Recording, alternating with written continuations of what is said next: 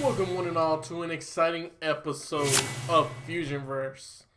And today we of course, as you can tell from the title or from what you can see on my screen, we're going to be talking about something really interesting. And that is Red 2 news and next gen systems. Now originally I was going to do it of course via green screen how I normally do things. But I thought this would be kind of just more interesting to do it this way, especially because you can kind of see, I guess, what I'm doing. We'll see if this kind of picks up, if people like this style, then we're going to go ahead and just do this instead of the green screen, and I'll figure out something to do there. But let's get to it. Red Dead Redemption 2. There's a lot that honestly comes to mind with Red Dead Redemption. And that is, of course, Red Dead Redemption. Now, there's a lot of people talking about, oh, like, look at the 4K capabilities, as we can tell already from right here. And 4G, it says, Red Dead Redemption 2 native 4K resolution confirmed by Xbox. I don't care. I don't have an Xbox. Xbox One, Xbox One X, Xbox One S, whatever Xbox there may be. And honestly, I just don't care about that. I have a PS4, just a regular PS4, not a PS4 Pro. So it doesn't really matter to me. But what does actually matter is exactly how these games are going to play. Exactly what features are they going to have on one console versus another one. Because obviously, something that has not actually been talked about is that, how it's going to look on the PS4 console. Because apparently, according to IGN, from what I heard, is that they played it on a PS4 Pro. So with that being said, are the graphics or just features what the game's going to be capable of doing on PS4 Pro just that much better than Red Dead Redemption than what's going to be on PS4? Is there going to be a huge difference, or is everything just going to be similar and it's just going to look better? That's what kind of interests me more. Because I'm going to buy it on PS4. I'm not looking to get a PS4 Pro, especially with, I guess, new announcements of a new console that's supposed to be coming out, which we're actually going to get to later in the video. However, let me just start off by giving my opinion of just Red Dead Redemption 2. And, well, let me start by taking a future quote from IGN. It feels like you're a cowboy. I mean, come on. You kind of expected that to happen. Come on, Spider-Man. It feels like you're playing Spider-Man. Batman game. It feels like you're Batman. They're just known for that. It's just basically like a copy and paste type deal that they provide. Let's face the facts. Everyone has a hard on for Red Dead 2. It's a fact. But seeing is believing, and in this case, playing is believing. Like I said, I have a PS4. So playing Red Dead may or may not be different in my experience. Which just kind of makes me wonder exactly how it's going to be. Features are often exaggerated in the gaming industry, and Rockstar is no exception. I remember when GTA 5 was going to have some great features that would be able to, like hunt animals. They said, oh, you're going to be able to hunt animals. And I will give them, some credit. It turned out to be the hunting animals turned out to be part of a side mission. But it didn't last too long. And I'm pretty positive that, the game will be a lot of fun. There's no doubt. They put a lot of time and effort into this game. And from what I have seen, it looks like it is going to be a lot of fun. However, I do not expect too much from the game. I do not expect there to be all these sorts of things that, people are kind of clamoring about. Like I said, seeing is believing. And you need to play this game in order to experience it for yourself. For me, I need to do that. I can't just, there's a lot that people get hyped up over so many games. There are so many games that I was just, so hyped about. And at the end of the day, they just let me down. And yes, GTA 5 was one of them. I got really hyped up. I thought it was going to be like just this abundant amount of things in the game, well, in the single player that you're going to be able to do. There's going to have all these dynamic features. It was going to revolutionize the gaming industry. And that's also something that people have said about Red Dead Redemption 2. This is revolutionary. It's going to, it's something new. Revolutionize the game industry. All these positive, wonderful things. Like I said, a hard-on for Rockstar. But for me, I choose to step back and just see what the game actually has to offer. Obviously, I think, like I said before, I'm going to have fun with it. And I think you are as well. If you don't want to get the game, you don't need to get the game. You can wait to get the game. But I think a lot of people are going to get this.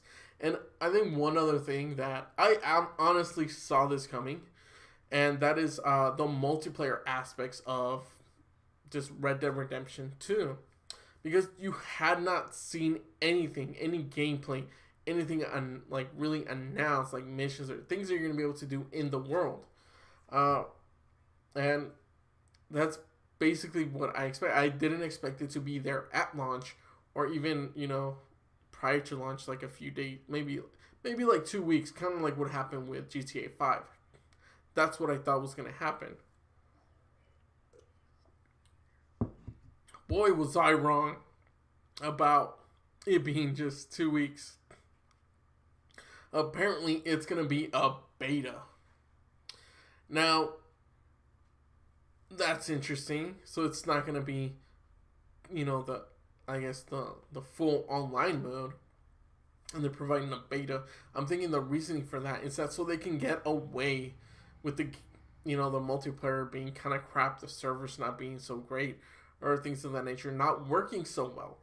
That's a great way. A lot of companies actually do that. And if you don't know, I believe Fortnite, it's still in beta, or is it just coming out? Anyways, back to the main thing. And that is, that it's going to be a beta version.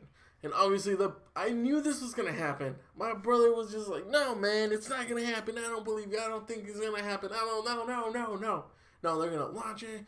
They're not going to do that. I'm just going to play it online. I'm like, no, man. They put a lot of money into the story. I'm pretty sure the story's going to be really amazing. The gameplay, of course, is going to be really amazing. And they want you to experience that. So, obviously, I saw this coming from a mile away. It was the same thing with GTA 5. However, in that sense, I think when it launched, it just wasn't ready. But, I mean, if they didn't want you to play through the story, they wouldn't have made a story. They would have just said, hey, here's the world, do what you want. But that's not it. They created a single player story for you to experience. And I think you need to accept that. If you're not going to get the game because of that, because there's no multiplayer aspect, don't get the game. No one's putting a gun in your head and telling you that you need to buy it. If you need to buy it, buy it. If you don't, then don't.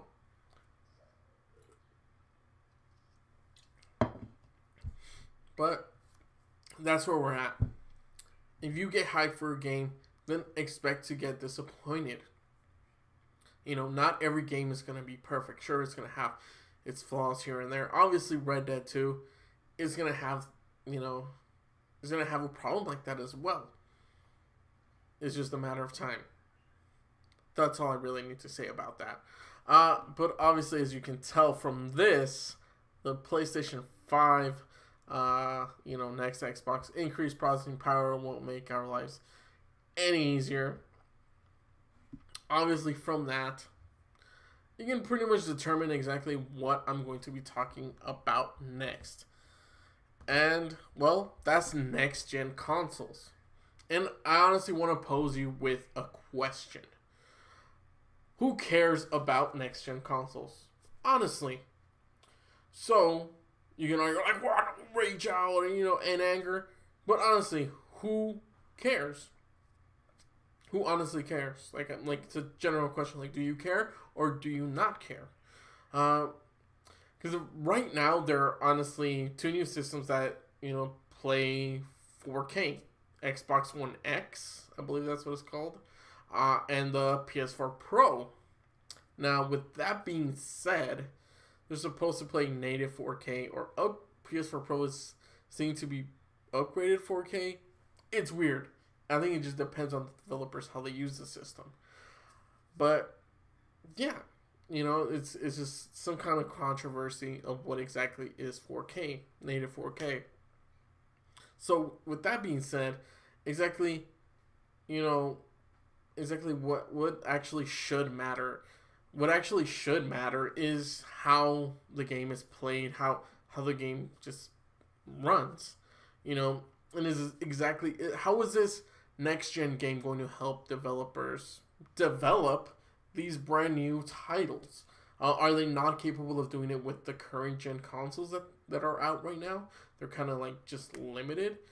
I mean, we've seen over time exactly the types of games that have come out.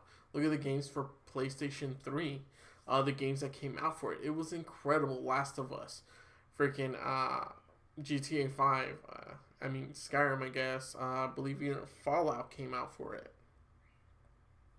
Sure, all of them had like glitches and all that stuff. And then look for PS4. There's a lot of games out there that have come out. Something for everybody. Some people like these types of games. Okay, there's those JRPGs, RPGs, open world, linear, first-person shooters, tactical games. The amount of games is just incredible. There's just so much for everyone. So exactly what is going to make people or developers want to get the next gen console? What exactly is it going to be that makes you go, oh, I need to get that? Because there's already a 4K system available for Xbox and PS4. So exactly what is the next console going to have? And exactly how is it going to be used? And obviously from this article, as you can see, there's actually something that I like to kind of read from the article. It's right here, basically. It states, of course, Bianchi stated, I honestly have no expectations beyond the obvious more processing power, more and faster RAM. The problem is the business is already tough. Players always want more, year after year. Adding more processing power helps to untie a developer's hands a little bit, if that makes sense. But the downside to that is doing so requires an even bigger budget. Think about that, okay? They require a bigger budget, and for a lot of studios, maybe they can't afford that. There's no telling exactly what someone can and cannot afford. There's different studios, the big studios, of course. And you know what? Let me just read the rest of this other quote. Though having more power and creating larger games is all well and good, when it comes to advancing the medium, there's no guarantee that players will get everything, Bianchi states. As a result, more power is nice, but it doesn't necessarily make our lives any easier. Indeed, it risks players being promised something only the biggest studios can deliver, if that isn't already the case. It's true. I mean, it's pretty much, it's all kind of based on fact there. I believe that the bigger studios are going to be able to have that ability to use their capabilities as well as develop it for other consoles. With that being said, take a look at it, okay? You have people developing for Xbox One X and PS4 Pro. However, you also have them developing for the other system, which is the PS4 and the Xbox One, or S. You have them developing for all those different things. Now, when you kind of think about that, is we don't really know exactly how difficult that is to do. You have to downgrade, you have to take away things, do you have to remake certain things from the game, or is it as simple as clicking on or off a button? I don't believe it's it's probably that easy. Maybe in some cases where if you've seen Arc, there's certain things you can toggle on and off, and just to make it run smoothly on console. I'm sure on PC they have a ton of features, but that's just something that's very different. And on console, there's really, you kind of have like the standard. Developers have to figure out a way how to make it run really well on console to just, so people can play it. However, I see a lot of problems just arising, especially if not PS4, if Sony PlayStation is going to be releasing another console as well as Microsoft. Because, you already have systems that are supposed to be high end, with 4K capabilities. So exactly what is the newer console going to offer? Yeah, it's going to offer probably more power for people to, to do things. But it's necessarily going to get people to purchase those consoles. I'm positive there are people that are going to buy it. But I highly doubt that these companies, Microsoft and Sony, are going to announce how many they sold. Unless they actually sold an abundant amount of consoles, which I don't think they will. You will definitely not see them announce it. The same thing could be said about the PS4 Pro and the Xbox, I believe, One X. I have not seen or heard anyone state, hey, this is how many we sold. PS4 Pro, from my knowledge, is that it didn't sell all too well. That's why they didn't make a statement. PS4 was sold an amazing amount, and that's why they were able to say, oh yeah, look at our PS4, we sold these many. But now it's like, okay, but what about PS4 Pro? We're not going to talk about that. We're talking about the PlayStation 4, the Sony, our consoles. Together they all sold this much. It's like, yeah, but you released technically like a new console, an upgraded version. And obviously it's not doing so well, especially without a 4K player, which is interesting because Xbox has that. So it kind of makes you wonder exactly where they stand. But also Xbox, Microsoft has yet to reveal their numbers. Possibly they have at this video. I am not certain of that. So you kind of have this whole dilemma. Okay, so what exactly is going to happen?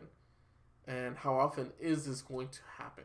You already have upgraded versions of the regular consoles. And there's possible rumors that there might be an upgraded version of the PlayStation 4 Pro, like a 2.0. I'm not sure. My brother gave me that information. Take it with how people like to say, with a grain of salt, which I hate to say. But yeah, we don't know. And we don't know exactly how many consoles are going to be sold or how people are going to be reacting to this. There's a lot of just things that, just uncertainties. And as of late, I've heard that the PSX is canceled this year. There's going to be no PSX, which is interesting because because that's supposed to be PlayStation's new thing. So it seems like they're just canceling it. Because honestly, they do not have anything new to show. What are they going to show? The same thing they've shown already. E3 was just a massive failure for PlayStation. It was just sad to see. Obviously, they've had success with Spider-Man. Everyone knew that would happen, though. They knew this would be an incredible Spider-Man game from what they've shown. Exactly because Insomniac was developing it. And I consider them a big studio, which means they can do that. And they have Sony's backing. So I see these big games exclusives coming out for the next-gen consoles. But will it be enough for people to go, oh, I'm going to purchase that? Or also, are those exclusives just going to be for those next-gen? Or are they also going to come for, PS4 Pro or PlayStation 4? And if so, think of all those developments that that developers need to do. That's a lot of work. And especially for a smaller studio. Honestly, if I was a smaller studio, I would say, well, we don't mainly focus too much on graphics. So the PlayStation 4 or maybe PS4 Pro is where we're gonna stay out and we're gonna develop games for this console. And obviously, the next PlayStation console next gen will have those games, but at a certain, as a certain scale. You're gonna be like, oh, this is 1080p. That's what we want to do. That's what we want to focus on. It is much more work. It costs us more money to do a 4K game than a 1080p game. It could just be as simple as that. Who knows? But yeah, I want to thank you so much for watching this episode of Fusionverse. I know it's a pretty lengthy one. 4 more videos, since I am in a little box in the corner. Click up there and don't forget to subscribe and also like my videos. But yeah, more videos up there. Thank you so much for watching, and I will catch you guys on another exciting episode of Fusionverse. Take care. Bye.